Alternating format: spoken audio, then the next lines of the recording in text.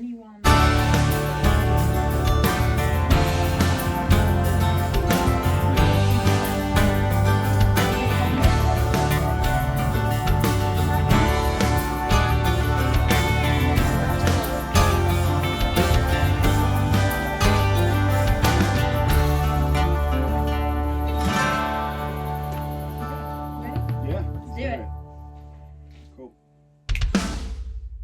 Hey everyone, and welcome to this week's episode of Sippin On Country. I'm here today with Matt Oakley. Welcome. Thank you. Happy to be here. And also welcome to Nashville. Yeah, I guess it's been a busy 2 weeks. So, and I actually had a trip planned back home to see my mom in Virginia for a little bit. So right as I moved in, I was hopping on a plane and then hopping back and unboxing. So I'm like 99% done, but it's good to be here. There you go. Well, yeah, welcome. Yeah, thank you. Tell us a little bit kind of about your story up to, being in Nashville and being here. Definitely. So I've always kind of been around music, but it was never something that I was like, oh, this is what I'm 100% going to do with my life. It was just an interest for the longest time. And I feel like most kids growing up, it's you pick something and you think you're going to be, for me, it was sports. I thought I was going to be some world-class athlete. And then you grow up and you realize that there's seasons to it all. And when that was done and I went to college, I still did like the intramural thing with my buddies, but then music, like I said, has always played a role in my life. And then when COVID hit, I didn't have anything to do. And so me and a buddy of mine who I mentioned off air, we started just writing songs and just random ones, didn't make a lot of sense. And then started to put them together. I taught myself a little piano, eventually taught myself some guitar, and then it just progressed over time in the past couple of years, and I started putting out my own music. And to give you the elevator or the short story of it, it landed me here, and we're doing it here now. I feel like COVID is. I don't like talking about it, right? No one likes those 2 years, but I mean, for people like yourself, it had an incredibly positive effect. You know, I mean, Bailey Zimmerman, I think, was like TikTok, and it's crazy how that social media and even just, that time of, hey, I can't do anything and being able to take a step back and go, well, like, what do I want to do? Yeah. Like, here I am. Everything I was kind of thinking of has now been upended. Yeah. Like, what do I do? And I feel like it's been really cool to find those artists that did turn that into something positive and find themselves out of that. I think part of it too was, and this is a part that a lot of people don't really like to talk about, because I feel like as an artist, it's like this mysterious and like figure me out type thing a lot of the time. But it allowed a lot of people to, when you weren't in public seeing like your friends or even strangers all the time, there was a freedom to be a little bit more vulnerable and a little more open at that time. Or it was like, I don't really have to report to this and be like, oh, did you see this cover that they did? Or did you see this post? Oh, they wrote a song. It was just like, I'm locked in my house. Let me make music and put it out and see what happens. Right. And that's kind of exactly what happened. Like I said, I never really publicly embraced like how much I love music and the fact that I was involved in it and like behind the scenes and writing my own stuff. And then during COVID, I just posted a cover on TikTok because I didn't care. Like I was just like, all right, let's put this out there. And then got maybe 20, 30,000 views, a couple 100 comments. And I was like, oh, people like it. Like, and then so in a way that maybe I would have been scared if like I'm going into college and I have to be like worry about my friends pulling it up. Like, oh, look at, that kind of stuff that you worry about when you're younger. What if I put this out and then everyone just thinks it's stupid or like they don't like it? Now I've got to face everyone and deal with, which shouldn't be a factor, but obviously, everyone has, Yeah, I think that comes with like, I talk about it all the time. I think getting older, the thing I've realized the most with especially this, but really with anything in life is like, it all has to do with like your ego. I think like once you don't let your ego get in the way of certain things, you just kind of embrace certain things that you care about more. And 100%. I think that leads to a more organic. And I think a lot of that, I do think, comes with age and it comes with, and I guess not necessarily age kind of standalone, but the fact that, as you get older, you just have more life experiences and fair. I feel like you're able to realize, all this stuff that I really cared about now doesn't matter. Like, and really stupid thing, I was just talking to my last guest. I now just wear flip-flops to record this podcast. Like, I started off and I would put really nice shoes on, and I'm like, no one sees my feet. Yeah. Like, why am I sitting here trying to be extra, like, super like, I'm just I'm gonna be comfy. I'm in here all day. Even like those little things of, you know, there would have been a time where I'd have been like, absolutely not. Like, I have to make sure I'm constantly, but you start to just, I guess, kind of just align things with what's important, what's not. Like, is this something I need to worry about? Sure. Is it not? Yeah. So growing up, your dad was in the military. Yeah. So, I mean, you were moving around a lot. Yeah. And I guess you said you never really spoke about your kind of love of music. Was that maybe part of it? They're just constantly kind of being shifted around? I'd say more so it just had other stuff going on in my life that at that point in time I cared a little bit more about. Okay. You know, like, music was always cool to me, and any genre of music was cool to me. But it never was something that I was like, I'm going to do this with my life, until I just started doing it. I think that's with a lot of things and a lot of people. It's like, once you kind of jump off that cliff and you're like, this is what I do now, then pull it becomes yourself out your comfort zone. So at the time it was just, I cared a lot about sports. I cared a lot about just hanging out with my friends. I cared about whatever it might've been. And this was the first thing that it was really like solely to myself. This is something that I do. This is something that I love.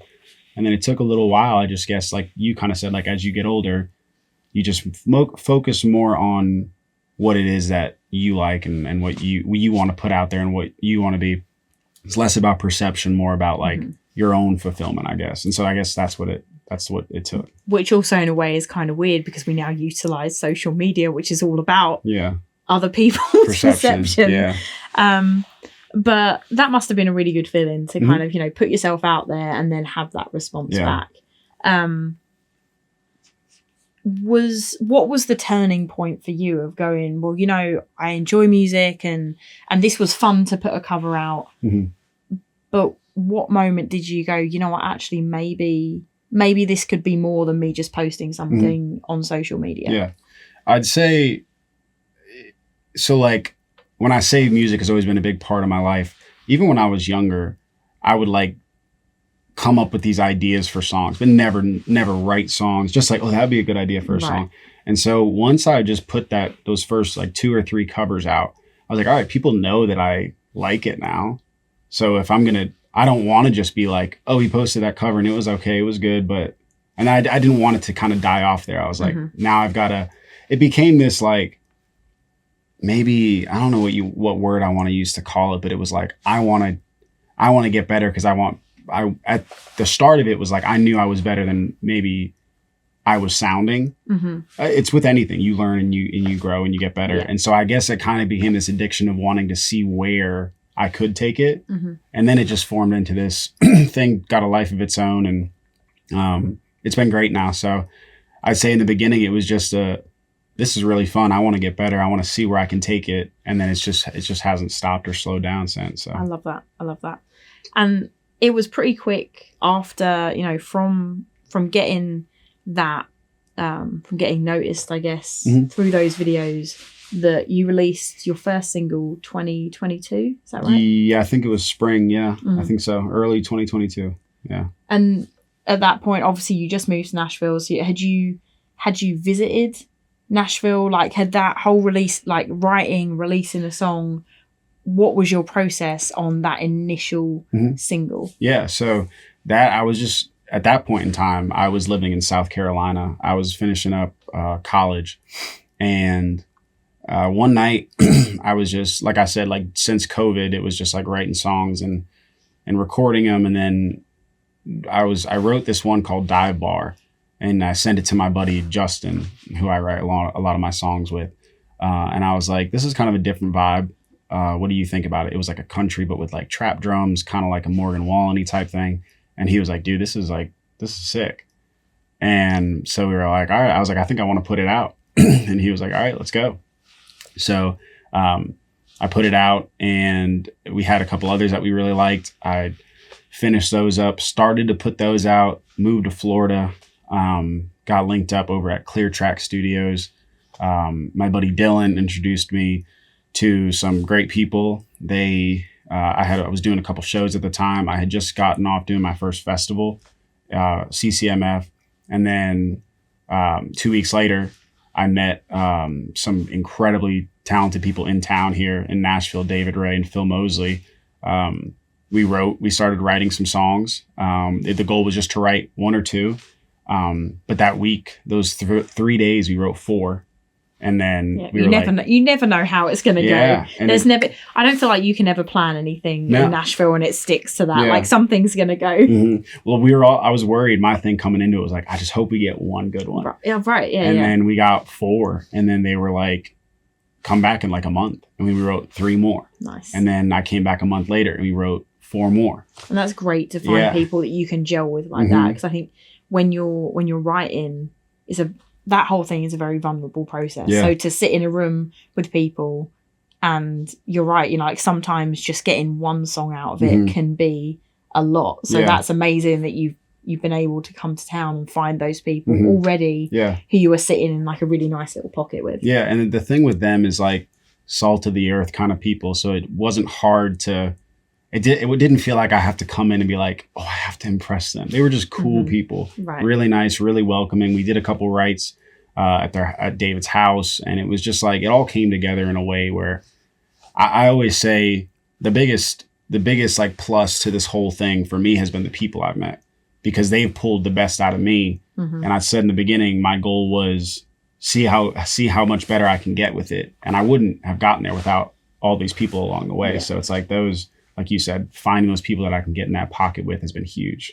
And that's a massive thing with Nashville. And, I know, without a doubt, I know that you'll find now that you're here full time, is traveling back and forth is great and it serves its purpose. Yeah.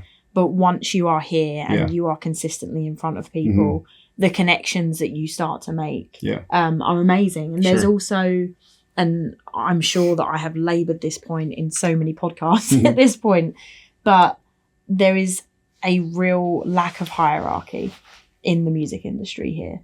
And so you're able to connect with people that have been in the business for decades who are super happy to just sit down and talk and share those experiences. And they are invaluable to, I think, growing as an artist and honing your craft as well. Without a doubt, I think the biggest thing that you learn about people in town here is that when you go to make a song, it's everyone I've met, it's just been, what's the best song we can make? And that's it. There's just a love for the craft here where it's like, maybe in the past it was just, how fast can we write one? Let's just, that works. Let's do that. No, it's like we've sat in, one day we wrote for 12 hours and 7 of those were like spent, I feel like, on like little tedious things, but like that's what makes it Nashville. That's what makes a Nashville song. That's what makes 100%. A Nashville writer or musician. It's just a super tedious. And I think that I've gained such an appreciation for like the people in this town who have been here doing it and are seasoned, because like they're great. You think you get it, like, Nashville's the hub, but then like you said, when you're here, when your boots down, it's like, oh, they're a different kind of animal. But because of that, it forces you to become better as well. Up. And I feel like I don't think that there's ever a point, especially in this town, where you can ever just get complacent and go, you know what, no, I'm where I need to be. No, there's always someone that's a step above. So there's always somewhere else. And like I said, I've been, like you said, traveling in and out, working here. And this record that we're working on has been polished and it's amazing. And it's perfect in my mind. But it's like, I moved here full time 2 weeks ago. So it's like, I'm fresh. I'm fresh blood. I got a lot to learn. I got a lot to go. And that's what moving here, the purpose of it was like, all right, we've done all this stuff while being away. Now what can we do being here, being in the thick of it? And so that's what I'm really excited for the next. Just get your boots on the ground, right? Exactly.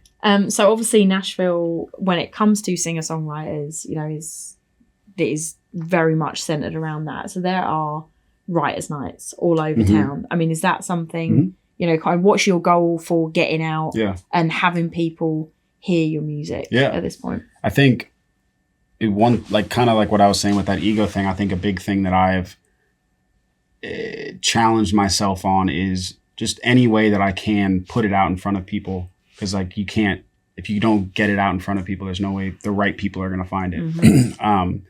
And so whether it's writing rounds or whether it's playing some smaller shows in town or just blasting all the songs out and stuff like this. And once again, thanks for the opportunity, but just like any way to talk about it and show it and prove that it's where it needs to be as far as like a quality of the music standpoint. And so I'd say all of those things. I am excited. I haven't played like a real writers round.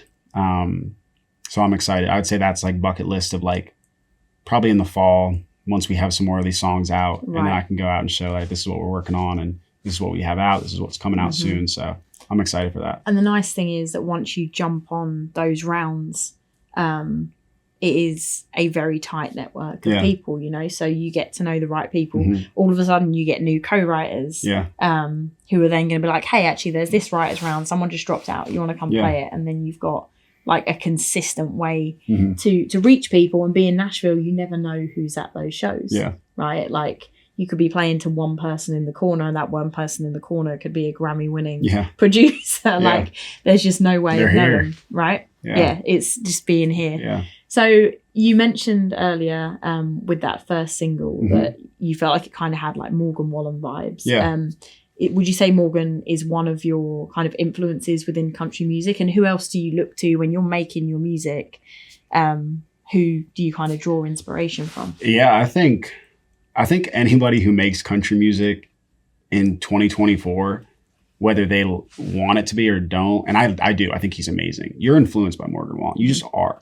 I feel like he's almost become the Taylor Swift, like Taylor Swift's firmly in pop now, but he's like the male country version of Taylor Swift. I mean, like he's also amazing. Like people try and take credit away from him because he does like he does country. He does like the country pop, country trap. He's got songs with rappers. He's got songs with like legends, country legends. And it's like, that's part of what makes him great. I don't get like the take away from him of being like, no, that's negative. That's not real country. Of course it is. Of course it is. I mean, how do you even define that? You don't. That's the thing. Like years and years ago, right? So you got like the 1920s. You have all these old country bluegrass. There were no drums. Then Johnny Cash brought drums to the Opry, and everyone was like, "This isn't country. Like, what are you doing? Why are we putting drums in here?" It's supposed to change, right? There has to be a growth within music. And you know what? Not everyone is going to like that change. Of course.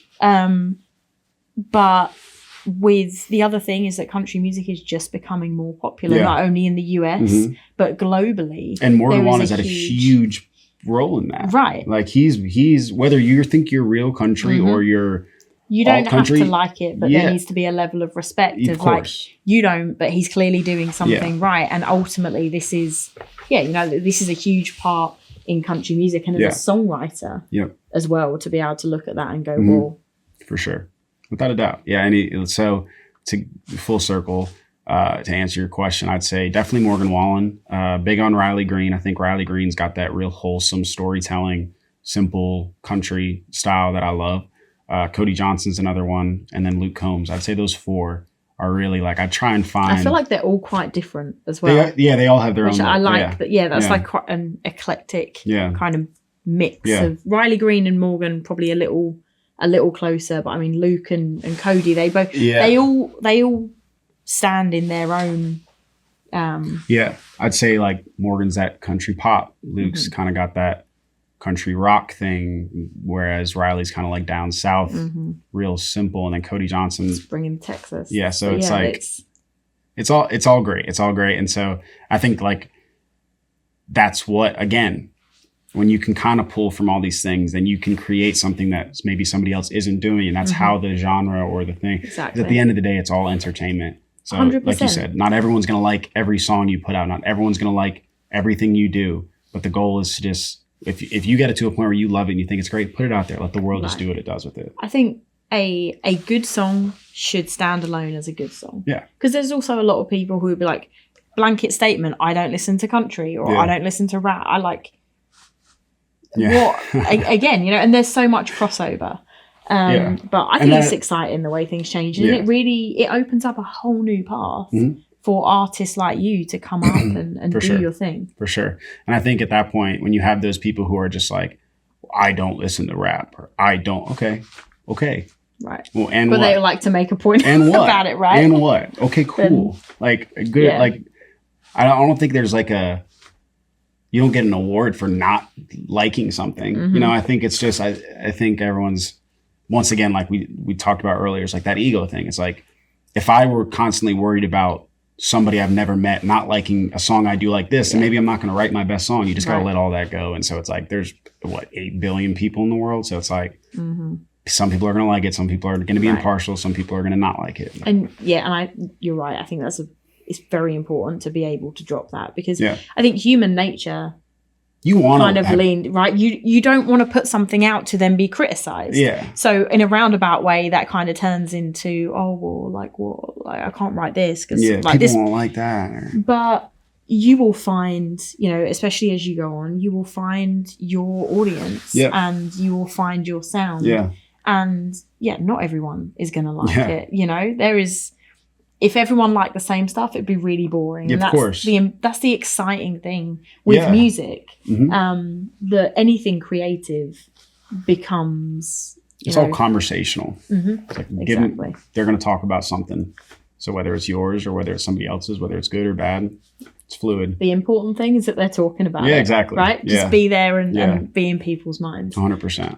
So you put out your first song, 2022. And you put a couple other singles out since then. Yep. And then you also, now that you are here, you have a new single out right now, actually, that just came out. So tell us a little bit about that. Yeah, so the song that just came out is called Single This Summer. And it was that song that I was telling you about, where the first song that I wrote with David Ray and Phil Mosley. That was the first one. That was that first one. Love that. And so, like I said, our goal was to come to town and leave with one that we loved and we thought was a great song. And so day one, we write, my buddy Brandon Hart was in the write with us. And that was the first day I met him. He's tight with D-Ray and Phil. And we were throwing titles around and he was like, I was thinking of this one called Single This Summer. And he had like pitched it to the room as like this song about this girl who had always been in a relationship. And she was finally single and you've been like eyeing her for a little bit. And then I was like, what if we flipped it to where it's like Single This Summer, where you just meet this stranger and you're trying to keep her from being single this summer. Like you want to get her to fall for you in the way that maybe you fell for her. And then so we just hit the ground like that.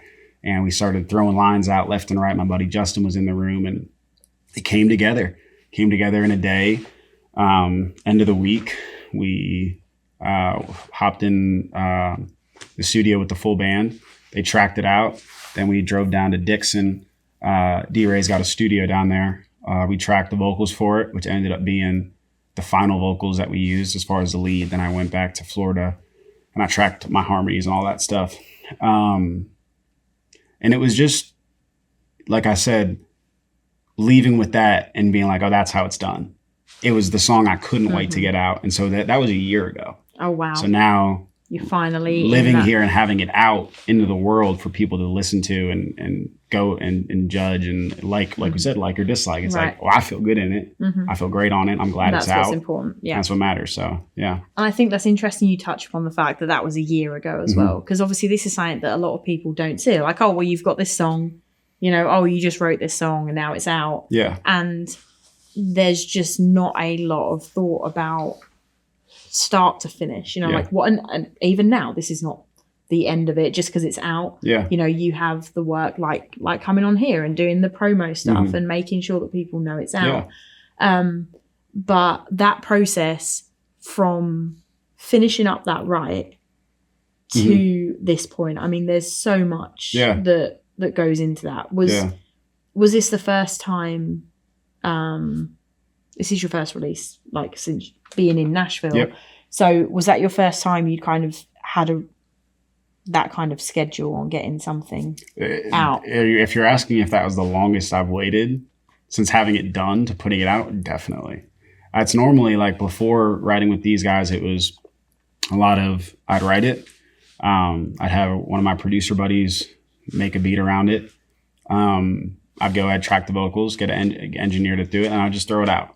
And I was like, here you go. And I think I put out maybe 4 songs before I started putting out the ones we worked on in town here. But it was a lot quicker. And then, so now I think that's a part of it that you said, like, people don't get it. You're antsy. You're like, just put it out, But there's so much that goes into it. You have to wait, like, when's the right moment to put this out? You're putting out a summer song. Like, exactly. when do we time this? We can't come and put it out in November. Like, oh, sure, now it's done. Exactly. Do you think there is a benefit to having a longer process from start to finish? No doubt. I think it's wildly beneficial to, as long as it's not like the song was done and we were like, all right. It was like, okay, the song's done. What, like, game plan now? Mm-hmm. And so I've got a great group of people behind me supporting me and helping me out. And so I trust the people who know what they're doing. And like I keep mentioning, the people in town who know what they're doing and have helped me put it all together. I just trusted them, and it's been great. And so to have it out I'm really excited to see what the world does with it. I think that's the cool part of putting out music, is everyone, I think, perception wise, is like, oh, they're an artist. They want people to see like them, and it's not the case. It's like, I want to see how other people relate to it. I want to see how the world reacts to it and what it might mean to them. And I think with the song I put out right before single this summer, Can't Take the Dogs, because it's based around animals, I've seen so many people post about their animals and their dogs and their relationships. And it's like, okay, see, that's what it's about, is like seeing the world interact with a piece of art that you made that means something to them in their own way. It has nothing to do with me at that point. It's like, it's their song at that point. You do with it what you want. And that's one thing as well. Just, when you write a song, you have to write it from your perspective and what rings true for you. Sure. But you're right, once you put that out into the world, it's theirs. It becomes a whole other thing. And how people perceive that may, I know there are definitely songs that I'm sure at times how it's taken on by an audience and a fan base is not even close to how it was written. No, I think of it as like this, and I've never really said it in like a public way, but I've always thought of it. Someone goes on iTunes and buys your song. They buy your song. That's theirs. In the same way that if somebody goes to the store and buys a picture and hangs it up in their house, it's theirs to judge. It's theirs to say they like it. It's theirs to decide where they put it, how they relate to it. So it's no different in music. It's like, I put out this song, you bought it, it's yours. You judge it, you like it, you dislike it. Share it if you want. Don't share it if you don't want. That's how I've always seen it. And so it's like, before it's out, I can edit it, I can change it, I can make it mine, but once it's out, it's like, be hands off a little bit and just let it organically do what it's going to do. I love that. I think that's a really great perspective to have. Thank you. I think sometimes it can just be hard, especially if it's a very personal song. Yeah. Again, because that writing process can be so vulnerable that to then have the ability to put it out and take a step back is, for some people, it's just not always that easy. Yeah. But I think if you can, I think that is a huge positive, and just let it do its thing. Let's rewind a little bit and talk about, so your previous single, Can't Take the Dog. Yeah. I've heard good things. Great. So let's talk a little bit like that, where the song came from and kind of what. So Can't Take the Dogs. This one, and like we said, the best songs come from the heart. And this one was, so I'm 25, and about 14 years ago, my parents got divorced. And when they split, they told, I got 2 sisters, and they were like, you guys get to decide who you go with. So that was no big deal. It was going pretty smooth. And then the fight over who got the dog became this massive thing. And it was like, felt like everything between the houses and the cars. And it was just like, all right, split. Like, that's what we're doing. But the dog was like, no, it's mine. I get it. Police got involved. Like, I was in the court cases and like all this stuff. And so like 2 years ago, I wrote this song, and it was about that. She walked out with just about everything. Like, she took everything, but I'm saying, no, you can't have the dog. That's the one thing you can't have. And so it was just this song that I wrote about a story that happened in my life. And then I just put it on the back burner. And then one of my friends told me about a breakup they got in. Her and her boyfriend broke up, and she said in the middle of the night, she just took the dog and left and drove like 12 hours back home. And so I was like, oh, I've got to cut this song. I've got something sitting on my computer that's literally this. And so I went to the studio, tracked a rough demo, showed some of the Nashville guys, and then we hopped in the studio and cut David Ray and Phil Mosley co-produced it, brought it to life, and it's what's been out, and it's what people have been hearing and enjoying. So that's the A to Z on that one. I love it. And you can't beat a song about a dog either. Yeah. I feel like whatever you put out, like just put something out about an animal. It's like, I was talking to someone the other day, and we were talking about true crime, and they're like, I can watch all the true crime, but like if there's a dog in there or something that gets killed, I'm done. Like I can't watch it. It's a song about heartbreak and dog, like animals. Right. Everyone, like, they're just this little thing that they can't be touched. Yeah. You know? Yeah. That's fur babies. And I think, and that's what I've seen from like the social media posts is there's, I don't know, a couple hundred posts about it. And it's like me getting to see, like I was saying, how this song has been incorporated in these people's lives. And it's like the more stories I get to hear, it's cooler. And so as I go and I put out more music, I'm just whether it's even with this, like this song, Single This Summer, if it got to a point where it's like people are posting their relationships to it or the people that they've met along the way, I want to, like, that's what I'm talking about when I say, like, I want to see that, because I want to see how something in my life evolved into something in their life that they bond over. And because it's just cool. Truthfully, no one is having unique experiences. At the time, we're all people. At the time when things are happening, they feel unique to you. But like the reality is all these events that happen have the same, like, they all circled around the same thing. Sure, maybe the scenario is a little different. Yeah, the details. But it all leads back to that same emotions, you know, the same feelings. And it means that people can resonate to all of that. I think it'd be a little bit ignorant to think like no one's ever felt how I feel right now.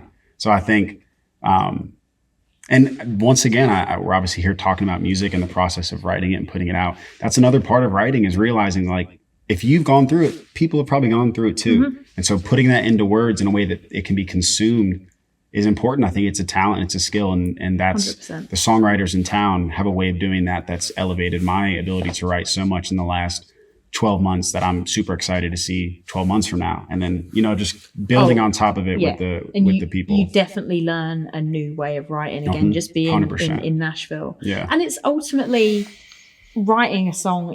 It's a skill that, you know, the more you do it, the better you're going to get at it. You're going to understand what works, what doesn't, when you're coming from lyrics to melody, just, you know, piecing those songs together that, and, you know, I'm sure you'll be doing it pretty much every day. It's just, you know, that is going to be the way it's going to work.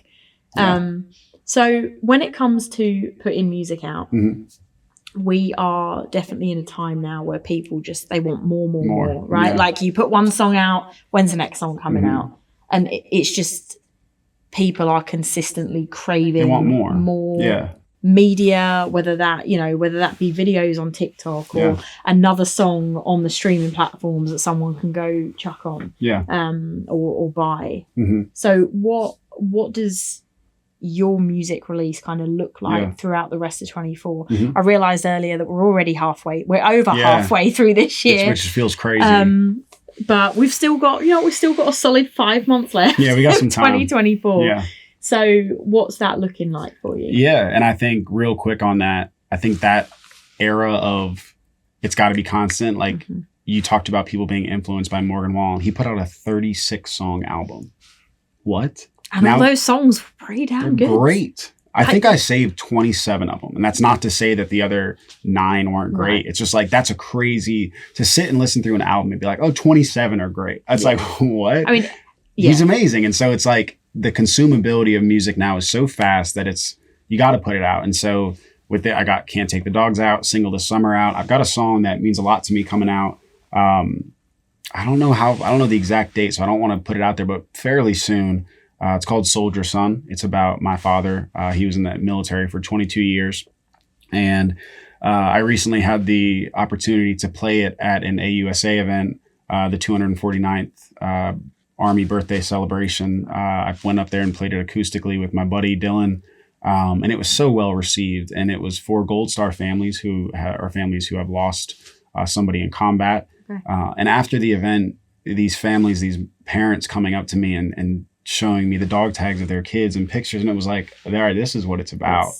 Yes. That allowed me to take a step back, because it's like I never served, but I have the utmost respect for the people that do. But you experienced it. Of course. And I think, you know, there's as many challenges as being in the military. Yeah. Sometimes, like, as there are with being in a family where you have a parent or parents who are in the military. You know, you may not see it firsthand, but you know, you feel those experiences. You certainly have a lot 100%. To take from it. Yeah. And I think it's a matter of, like, in today's day and age, it doesn't feel, maybe it's just because I was living in a house of a father who was in the Army, but it doesn't feel like the appreciation for those who serve is as high as it was maybe 10, 15 years ago.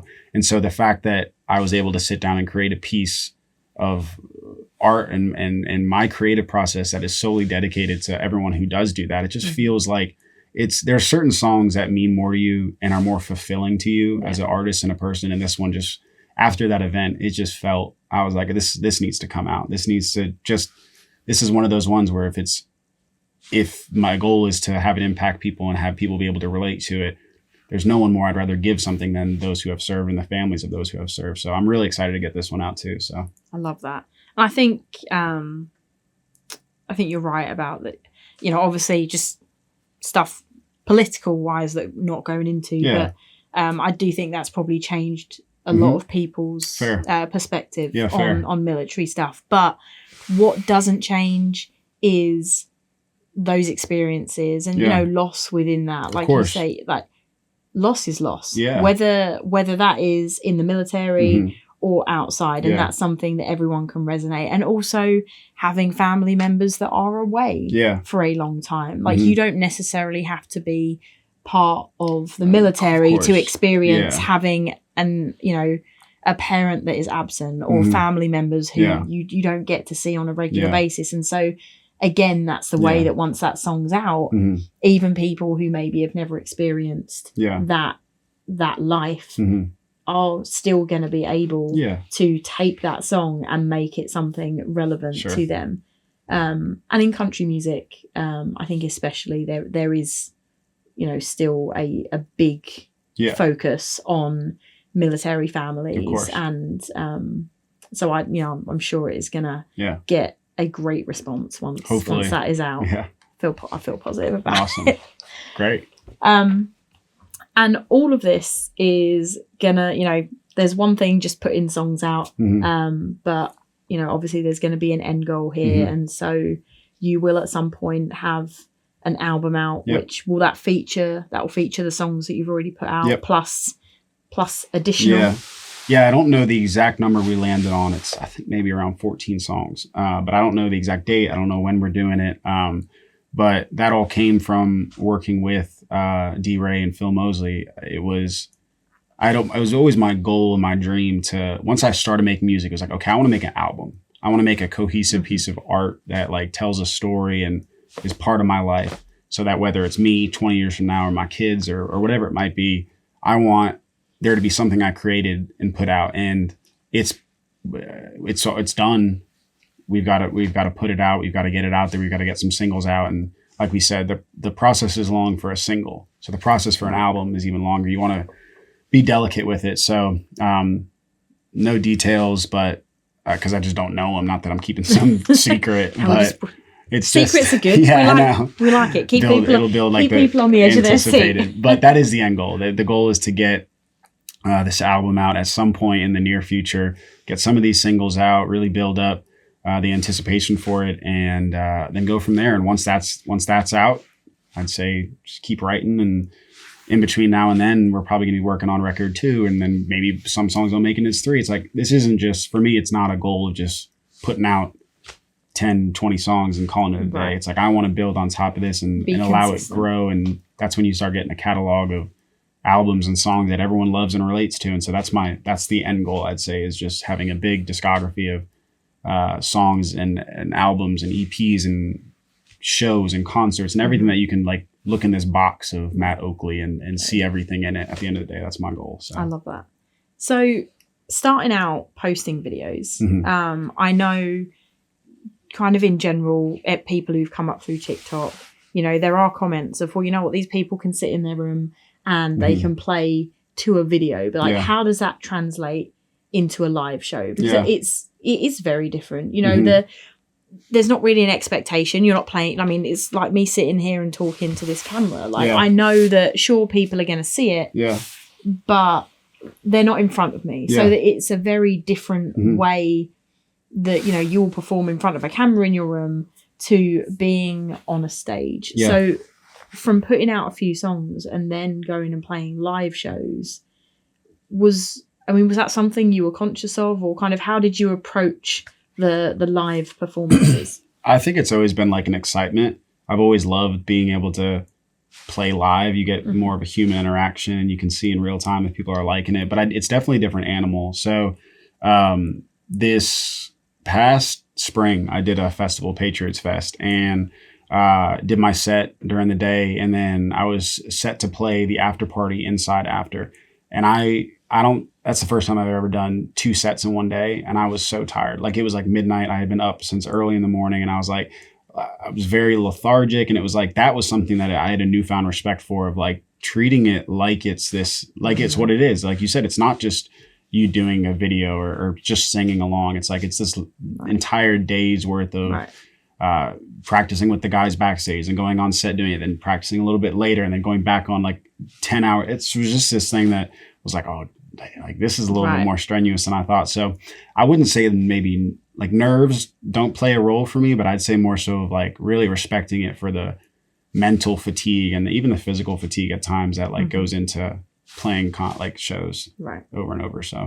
So with music coming out, I know obviously you said the goal is to just get, you know, as much stuff out, and you mentioned doing concerts. And if you could have the opportunity, let's say tomorrow someone calls up and they're like, hey, we want you to be the support act for who would that person be? If you could jump on to a tour tomorrow, who would you want to be supporting? Probably Luke Combs. Okay. Though with the way that these songs are, like the way that they feel, I feel like his crowd would be very receptive to my music that I've got coming out. And I just love Luke Combs. He seems like a real cool guy.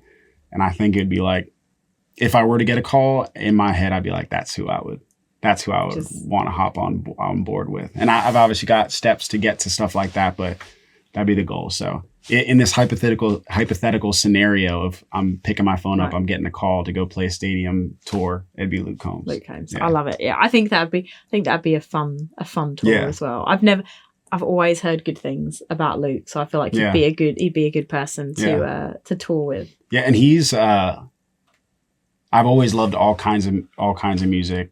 I've always loved country since I was a kid, but like when he popped on the scene, it was such, I don't know, there's just certain artists who, when they came into the scene or maybe into your life as a fan, they kind of stuck with you in that time of your life.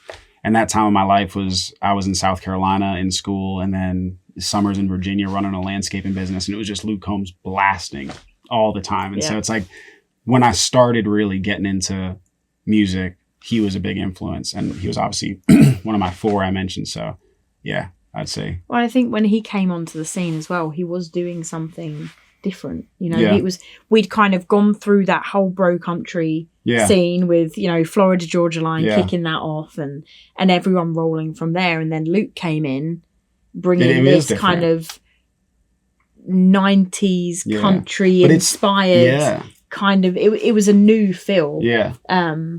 He's got this, like, especially when it was coming out, is like, it was 90s country, but a lot of 90s country is a lot of slide and super like lower melodies into, it's just a little simpler than the stuff that he came out with. So it was like, he had this writing style of these 90s stories, but then it was this rock aspect with his, like, he's got that rasp. Yeah. He's just, if you're like a fan of artistry, he's insane. He's amazing. And the stuff that he's putting out now is just as good. And so like, that's a testament to who he is. I feel like he's one of those people as well that when you hear a song of his, within, you know, the first few notes, you're like, Luke Combs. Yeah. You know, there's 1,000%. And I think no one sounds like him. No. I think that's like very hard to do as I'd say that an was, artist.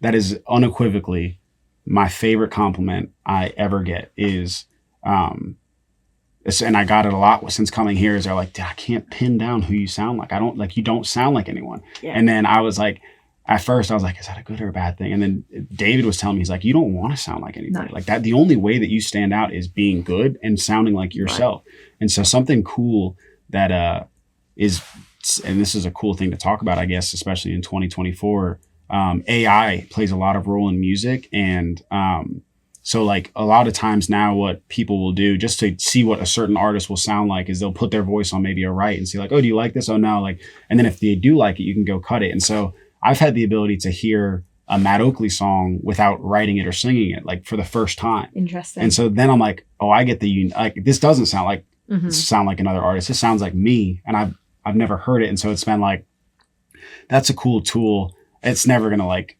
no one's ever going to put out a song. It's just for like a matter of wanting this to like hear what it sounds like.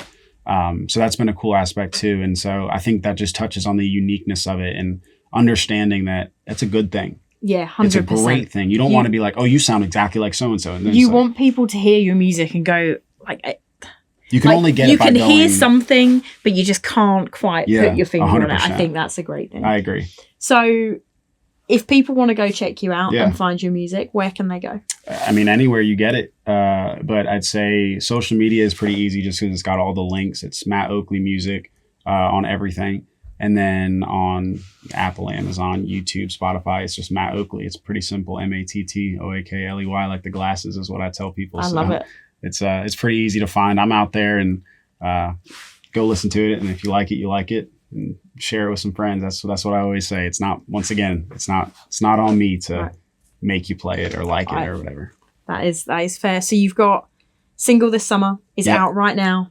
Soldier's Boy is on its way. Soldier's Son. Yeah. Sorry. People, I will say, some people, it's a harder name than I guess I thought, because some people at the event, they were like, oh, the son of a soldier. I'm like, all right. There's so many variants. Call it whatever you want. We'll just Soldier's Son. Soldier's Son. SS. Yeah. Is on its way out. Yeah. You're going to have more coming out into 2024. Yeah. And if people want to find you, they can come to Nashville and find you at a writer's round. Yeah. That's it. You'll be here.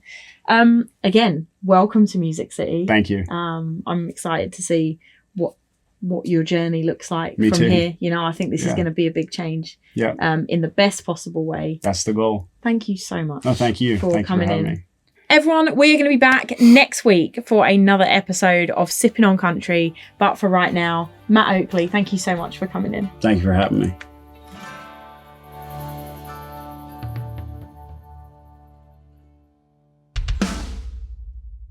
Recorded at 2300 Studios in Nashville, Tennessee. Original theme music by Gary Wood.